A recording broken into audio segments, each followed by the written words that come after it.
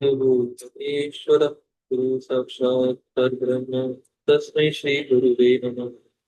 त्वमेव माता च पिता त्वमेव त्वमेव बन्धुः सखा त्वमेव त्वमेव विद्या द्रविणं त्वमेव त्वमेव सर्वं मम देव देव।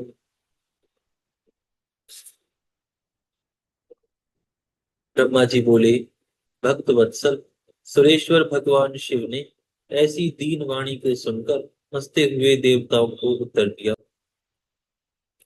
भगवान शिव बोले, हे हरे, हे ब्राह्मण, हे देवों, आप सभी मेरी बात सुने। आप लोग आज ही सुखी हो जाएंगे, सावधान हो जाएं।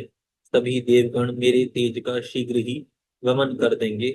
मुझ सुप्रभु की आज्ञा मानने से आप लोगों को विशेष सुख होगा।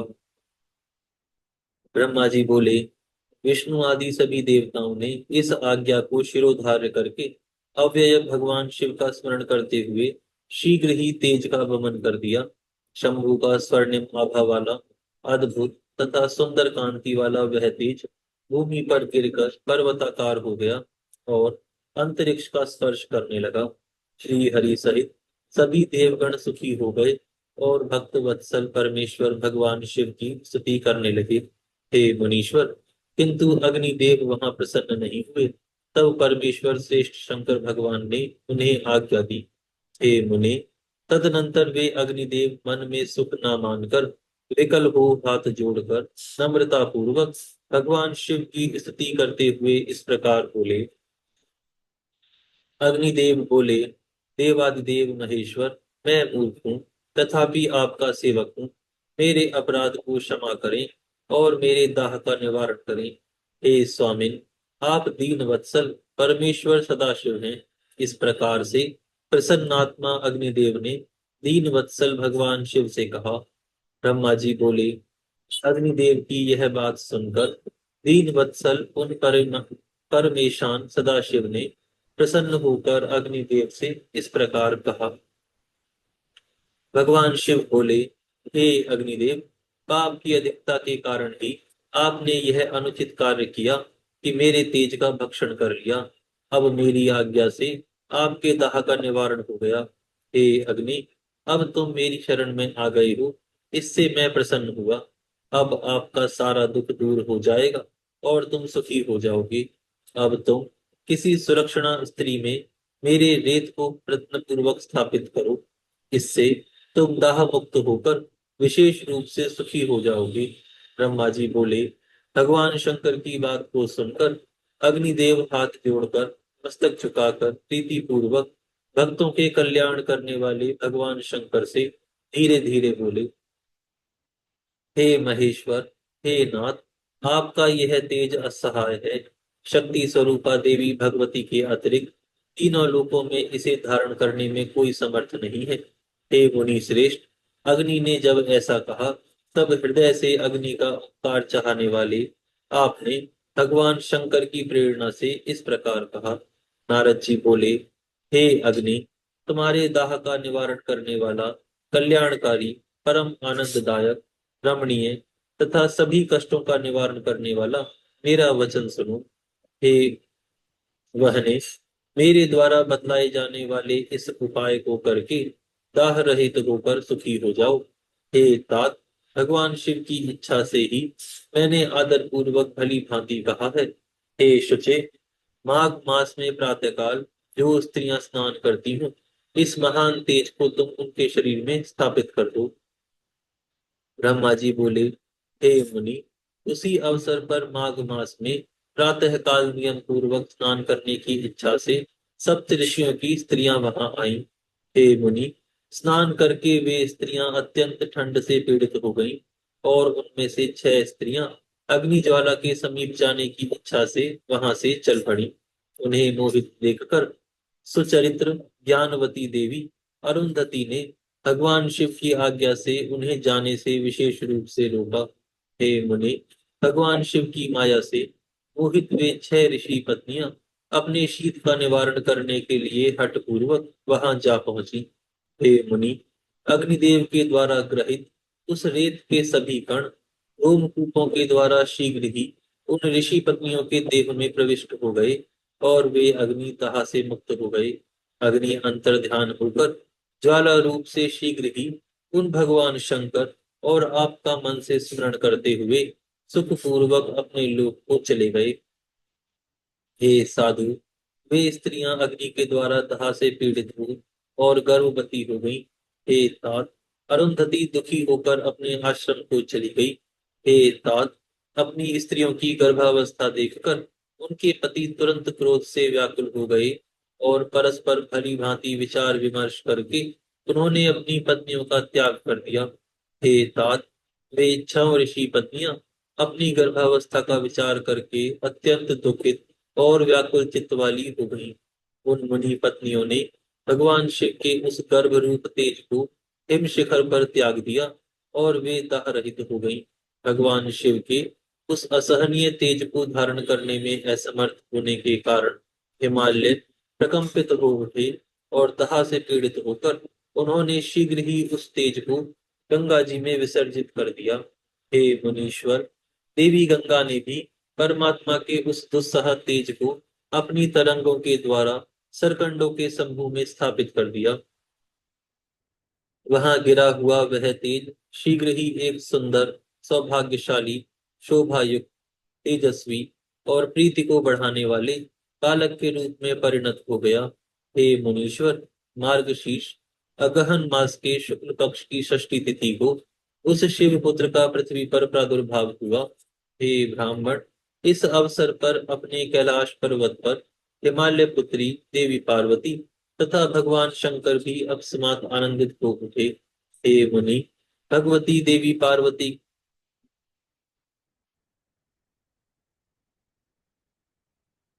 वहां जाकर बहुत प्रसन्नता हुई। हे तात, त्रिलोकी में सभी सज्जनों के यहाँ अत्यंत सुख देने वाला मांगलिक वातावरण हो गया। दुष्ट दैत्यों के यहाँ विशेष रूप से विघ्न होने लगा। हे नारद, अकस्मात अंतरिक्ष में महान दुंदुभिनाद होने लगा और उस बालक पर पुष्पों की वर्षा होने लगी। हे मुनि श्रेष्ठ, भगवान विष्णु आदि सभी देवताओं को अकस्मात परम आनंद हुआ और महान उत्सव भी होने लगा। यहाँ पर यह अध्याय पूर्ण होता है। यहाँ से तीसरा अध्याय प्रारंभ होता है।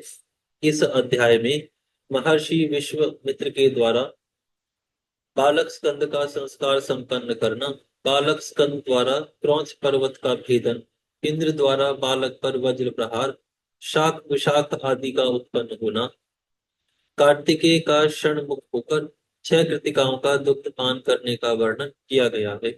नारद जी बोले, हे देव देव, हे प्रजानाथ, हे ब्राह्मण, हे सृष्टिकर्ता प्रभु, इसके बाद वहां क्या हुआ, इसे आप कृपा कर बताइए। ब्रह्मा जी बोले, हे तात, इसी समय विधाता के द्वारा प्रेरित होकर महाप्रतापी विश्वामित्र स्वेच्छा से घूमते घूमते वहां जा पहुंचे। इस तेजस्वी बालक के अलौकिक तेज को देखकर वे कृतार्थ हो गए और उन्होंने प्रसन्न होकर उस बालक को नमस्कार किया। उस बालक के प्रभाव को जानने वाले महर्षि महर्षि विश्वामित्र ने प्रसन्न चित्त हो विधि प्रेरित वाणी से उस बालक की स्तुति की। महान लीला करने वाले वह बालक अत्यंत प्रसन्न हुआ और अद्भुत हास्य करता हुआ ऋषि विश्वामित्र से बोले, शिवपुत्र बोले, हे महाज्ञानिन, आप अचानक शिवेच्छा से यहाँ आ पहुंचे हैं। अतः हे तात, वेदोक्त रीति से मेरा यथाविधि संस्कार कर दीजिए। आज से आप प्रसन्नता पूर्वक मेरे पुरोहित हो जाएं। इससे आप सदा सबके पूज्य होंगे, इसमें संशय नहीं है। ब्रह्मा जी बोले, बालक की यह बात सुनकर गाधी पुत्र विश्वामित्र जी अत्यंत प्रसन्न हो गए और आश्चर्यचकित होकर मंद स्वर से उस बालक से उन्होंने कहा।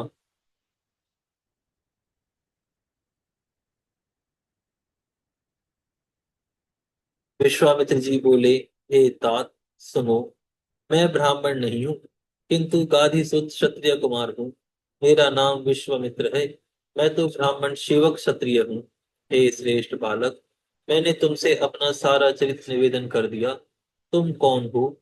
अपना संपूर्ण चरित्र मुझसे कहो। मैं आश्चर्य वर्णित हो रहा हूँ। ब्रह्मा जी बोले, विश्वामित्र जी के इस वचन को सुनकर महान लीला करने वाले बालक ने प्रसन्न हो उन गादीपुत्र श्री विश्वामित्र जी से अपना सारा चरित्र कहा। शिवसुत बोले, हे विश्वामित्र जी, आप मेरे वरदान से ब्रह्म ऋषि हैं, इसमें संशय की बात नहीं है। वशिष्ठ आदि ऋषिगण भी आदर पूर्वक आपकी प्रशंसा करेंगे। इस प्रकार आप मेरी आज्ञा से मेरा संस्कार करें। यह सब रहस्य आपको गुप्त ही रखना चाहिए, कभी नहीं कहना चाहिए। ब्रह्मा जी बोले, हे देवर्षि। तदनंतर विश्वामित्र जी ने परम प्रेम पूर्वक वेदोक्त रीति से भगवान शिव के उस बालक के संपूर्ण संस्कार संपन्न किए। महान लीला करने वाले प्रभु शिव पुत्र ने भी बड़े प्रेम से महर्षि विश्वामित्र जी को दिव्य ज्ञान प्रदान किया। नाना प्रकार की लीला में पारंगत अग्निपुत्र ने विश्वामित्र जी को अपना पुरोहित बना लिया। उसी समय से वे विश्वामित्र जी द्विज श्रेष्ठ के रूप में प्रतिष्ठित हो गए। हे मुनि, उस बालक ने इस प्रकार जो लीला की है वह मैंने आपको बता दी। हे तात, उस बालक की दूसरी लीला मैं बता रहा हूँ, प्रेम पूर्वक सुनो। उसी समय श्वेत ने उस दिव्य तेज संपन्न परम पावन बालक को देखकर अपना पुत्र मान लिया। तदनंतर अग्निदेव ने उस स्थान पर जाकर बालक को गले लगाकर उसका आलिंगन किया और उन्होंने उस बालक को पुत्र शब्द से पुकारते हुए अपनी शक्ति अपनी शक्ति सॉरी अपनी शक्ति तथा अस्त्र उसे प्रदान किए। ग्रह कार्तिकेय ऊह कार्तिकेय उस शक्ति को लेकर ब्रॉन्ज पर्वत के शिखर पर चढ़ गए और उस शक्ति से शिखर पर ऐसा प्रहार किया कि वह शिखर पृथ्वी पर गिर पड़ा। उस बालक का वध करने के लिए सबसे पहले 10 पद्मवीर राक्षस वहां आए, किंतु कुमार के प्रहार से वे सभी शीघ्र ही विनष्ट हो गए। उस समय सभी जगह महान हाहाकार मच गया। पर्वतों के सहित सारी पृथ्वी और त्रिलोक्य कांपने लगा। उसी समय देवगणों के साथ देवराज इंद्र वहां आ पहुंचे। देवराज इंद्र ने अपने वज्र से कार्तिकेय के दक्षिण पार्श्व में प्रहार किया। वज्र के लगते ही उसमें शाक नामक एक महान बलवान पुरुष प्रकट हो गया। पुनः इंद्र ने उसके वाम पार्श्व पे शीघ्र ही वज्र से प्रहार किया। उस वज्र के लगते ही उसके एक ओर विशाख नामक बलवान पुरुष उत्पन्न हो गया। फिर इंद्रदेव ने वज्र से उसके हृदय में प्रहार किया, जिससे उसी के समान बलवान नैगम नामक एक पुरुष प्रकट हो गया। तब स्कंद, शाक, विशाख तथा नैगम, ये चारों महाबल संपन्न महावीर इंद्र को मारने के लिए बड़ी शीघ्रता से दौड़ पड़े। यह देखकर वह इंद्र उनकी शरण में गए। हे मुनि, देवगणों के सहित इंद्रदेव उनसे भयभीत हो उठे और वे विस्मित हो उस स्थान से अपने लोक को चले गए, किंतु उन्हें भी पराक्रम के रहस्य का ज्ञान नहीं हुआ। हे तात, विविध प्रकार की लीलाओं को करने वाला वह बालक आनंद पूर्वक निर्भय हो वहीं पर स्थित हो गया। उसी समय कृतिका नाम वाली 6 स्त्रियां वहां स्नान के लिए आईं और उन्होंने प्रभावशाली उस बालक को देखा। हे मुनि, उन सभी कृतिकाओं ने उस बालक को ग्रहण करना चाहा। उसी समय ग्रहण करने की इच्छा से उनमें परस्पर विवाद होने लगा। हे मुनि, उनके विवाद का शमन करने के लिए उस बालक ने 6 मुख बना लिए और उन सभी को प्रसन्न किया।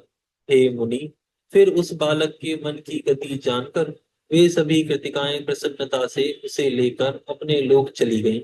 उन्होंने सूर्य से भी अधिक तेजस्वी तथा स्तनपान की इच्छा करने वाले उस कुमार नाम वाले शिव पुत्र को अपना दूध पिलाकर बड़ा किया। वे प्राणों से भी अधिक प्रिय उस बालक को कभी आंखों की ओट ना करती। जो पोषण करता है उसी का वह पुत्र होता है।